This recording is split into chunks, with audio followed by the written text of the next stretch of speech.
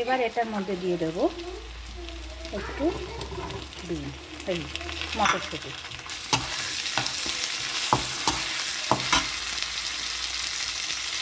আর দেবো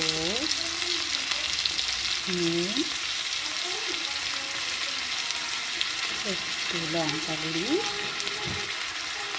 আর দেবো একটু বিরিয়ানি মশলা।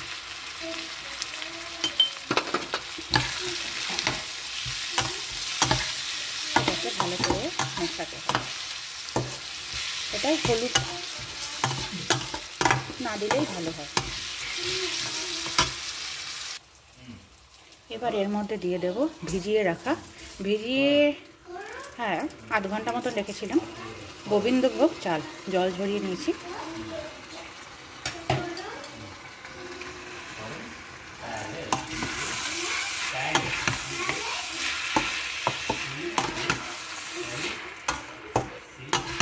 এটাকে ভালো করে মেশাতে হবে।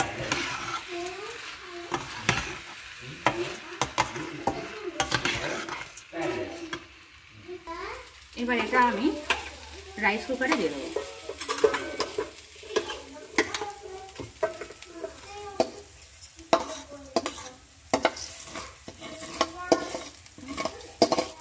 এই কাপটার 4 কাপ আমি চাল নিয়েছিলাম, তো 4 কাপ যেহেতু চাল, তো আমি 6 কাপ জল দেবো, যেহেতু গোবিন্দভোগ চাল তাড়াতাড়ি হয়ে যায়।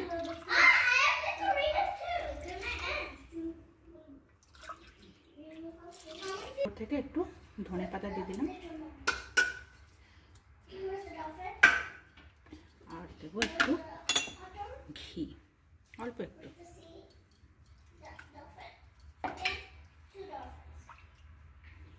দিয়ে আটকে দিলাম, অন করে দিলাম।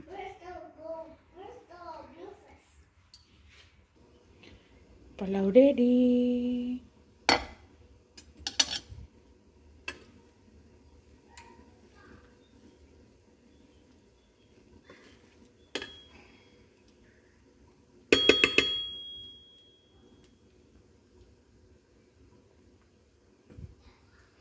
খুব ভালো হয় খেতে, আপনারাও একবার ট্রাই করে দেখতে পারেন।